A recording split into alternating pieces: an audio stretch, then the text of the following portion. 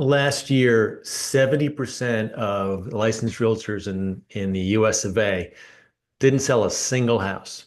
Not a single one. Over 70%. I think 74% didn't sell a single house. Now, in some things in life, in some challenges that we pursue, a 70% failure rate, a 30% success rate is pretty good. If you follow my channel and my Facebook page and a couple other places, even LinkedIn, you may find our son Mickey, who's just turned 13. He is a diehard, dedicated travel baseball player above everything else. And if he plays travel baseball this season and hits 300, right? So in other words, he fails 70% of the time getting up to the plate, it's a good year. That's a really good season. He bats leadoff. He's got pretty good wheels.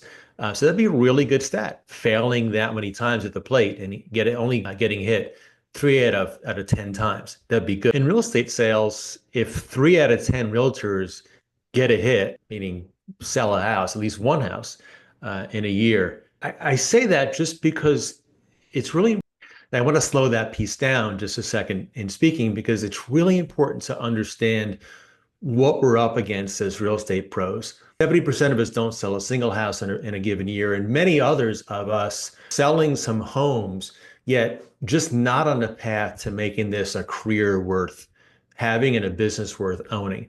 And I want to work on and eliminate both of this. What makes succeeding in real estate seem so hard?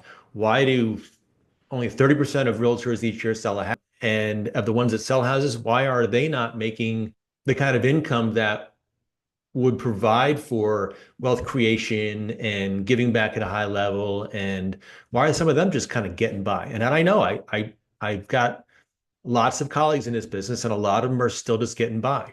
One of them is prevents realtors from getting going at all in terms of momentum.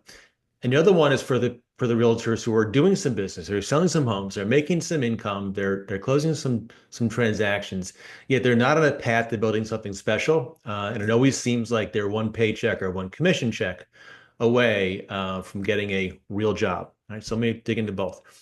So the first problem I feel like is foundation. We developed and we showed up to the industry with this problem, which is we got involved for a really not good reason. The number one reason that realtors cite that they use, that we're excited about to get involved, I guess, number one reason for most of us getting involved we wanted to be our own boss, right? We wanted to call our own shots. 60% when polled, realtors say that was the reason they got involved in the business. They want to make their own schedule. Fine, right? That is a neat part about the business. You do get to create your own schedule. Here's the problem. What does it mean in practice? What it winds up meaning is when people say they want to make their own schedule, what it means is that they wind up doing the things that only they really feel like doing versus doing the things that a boss at a job with a successful business plan and industry would be having them do, right? So it's choosing between doing the stuff that they like to do versus also adding in the stuff that they really must do to have a successful business. So here's an example, right? How about let's go be your own boss and business owner. What's the difference? Be your own boss. Come into the office at the crack of 11 a.m. Right? Ever seen that? Work days for many of us start at 11 a.m. And I mean work day meaning let's go to Starbucks, let's get on the MLS and begin to search for properties. And we're now working, right? Of work strategy. Contrast that with be an actual business owner. That person, that realtor might be time blocking for 2 hours of client database follow-up and follow through, doing a home equity review in quarter 1, right? Be your own boss, come at 11 o'clock and start poking around. Intentional business owner, right? Time block the first 2 hours of Monday, Tuesday, and Wednesday in following back up with your database to offer them a equity review. How about this one? Be your own boss, right? Spend hours online on Facebook and Reddit gathering intel, right? To get the next camera, right? The best camera and video equipment so you can now begin to crush it with your newly hyped up IG channel, right? IG page. That's be your own boss type of work. I'm gonna find the best camera out there. Because when I start recording stuff and sending out on Instagram, it's gonna be dope, as they used to say. That's be your own boss. Be a business owner. How about spend those 2 hours you spent on Reddit investing time sourcing land for the developer you met at that happy hour you didn't really want to go to, and the home builder who's ready to buy her next 300-acre project, right? Big difference between looking at cameras for Instagram and sourcing ground for a builder's ready to go. All right, so that's be your own boss. That's for the real beginner. Second problem is not building a brand, right? And specifically, that comes off of a sort of a myth understanding of the specialist versus the generalist conversation. See, unfortunately, most of us are really are specialists. Excuse me. Unfortunately, really many of us are generalists in our industry, right? Let me let you know what I mean by a generalist. We see it a lot, right? Agents get fairly good at selling houses, right? They've done 5 or 10 transactions. They get how to do the paperwork, right? They've been to a couple of agreement to sell classes with the addendums, and they know how to fill them out, and they know what they mean. They can negotiate a buy sell agreement with a buyer, or if they've got a listing, get the buyer and seller to come together with the other agent. We're all agreed upon price and terms. House is under contract. We go to a home inspection. You go to 5 or 10 of those. You get to know some of the stuff that comes up a lot of the time. HVAC filter needs to be replaced. Ceiling fan doesn't work. There's no GFCI in the laundry room. Things like that, right? They get it. They learn to deal with the passive aggressive title agent from across town, and they get the transaction to the table after reviewing title and making sure that that goes through properly, and the mortgage commitment, and buyers got their loan. Um, get it to table. Buyers and sellers doesn't fight too bad, maybe even get along, and you get your commission check or your ACH after it's all said and done. Done, right? I'm a realtor, and you do that a handful of times, maybe 10 or 20. What that is, and from an industry perspective, is you're good at doing the work that everyone expects you to do, and yet in no particular order. The problem is clients actually don't know that the the paperwork and getting a contract signed into the table and watching out for the mortgage and getting title to not be uncooperative and getting everybody to work together. That's the hard part, right? The clients don't get that. What's required is you actually got to develop a specialty. And what I mean by a specialty is developing a brand, something you're known for, something clients recognize you, the public knows and recognizes you as an expert in, right? Something you're on a path to achieving mastery in. Let me give you an example, right? So a generalist, right? The person I talked about with 5 or 10 deals, and they can know how to get paid. That person gets an internet lead, right? From a buyer and seller who want to buy a condo. The condo they want to look at is somewhere in a couple zip codes over that you don't really work very much, not super familiar with either that building or even the neighborhood. The buyers are pre-qualified, but they're pre-qualified with this online lender, and I won't use any names. We've all seen them.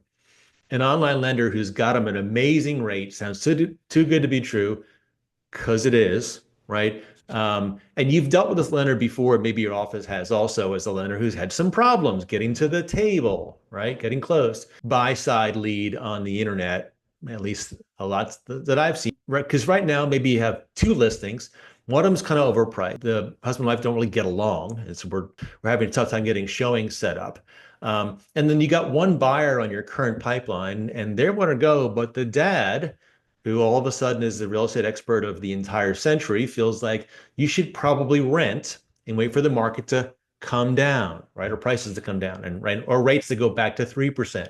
So with 2 crappy listings and a buyer who's less than committed, that you wind up taking leads like the internet lead as a natural part of your business, instead of doing what I'm going to talk about doing, which is building a brand. So let me explain what building a brand might look like in terms of the clients you wind up selecting to work with. And I said selecting on purpose. Take my client, Sarah. She's become a true expert in being a specialist in infill development in Atlanta. And so what's nice about her clients is like they're developers. It's not their first rodeo.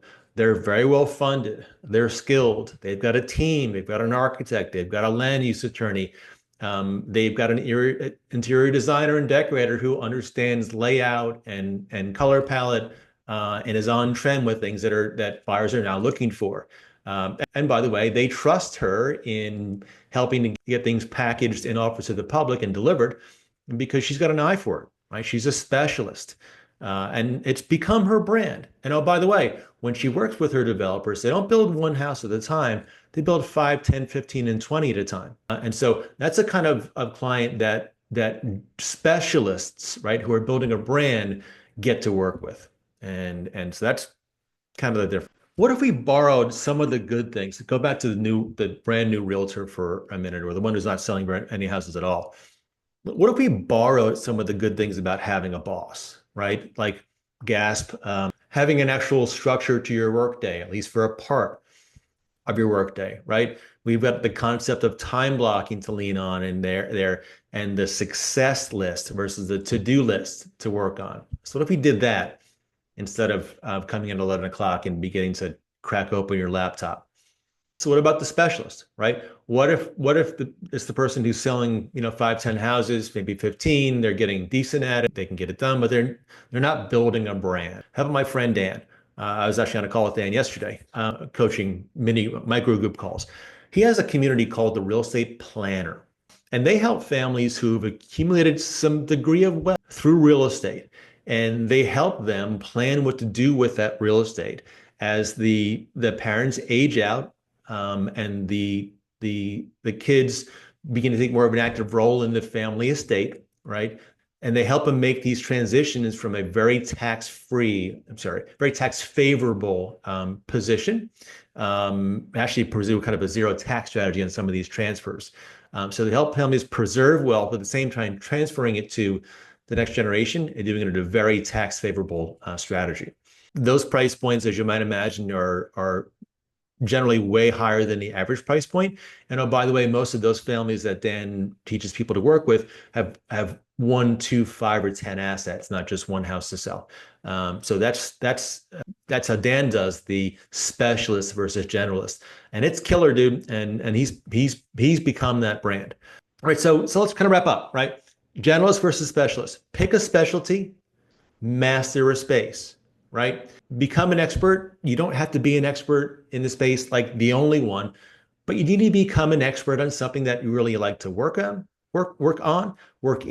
and you've got some working knowledge about the specialty. My friend Dan got really good at 1031 exchanges and Delaware statutory trusts, for example. Took him a little bit to learn it, and now it's back of hand. My coaching client Sarah has become really good at infill development. She's great at it. You could be good at something like that too over time. It's called building a brand. Do it intentionally. And then the newer agent who's at risk of not selling any houses, how about work on being your own boss versus being intentional about your schedule? If this was helpful, comment below and even subscribe to the page. We would like to know what you thought about this and what you'd like us to be covering next in our next couple of videos. Bye. Thanks for watching. See you next time.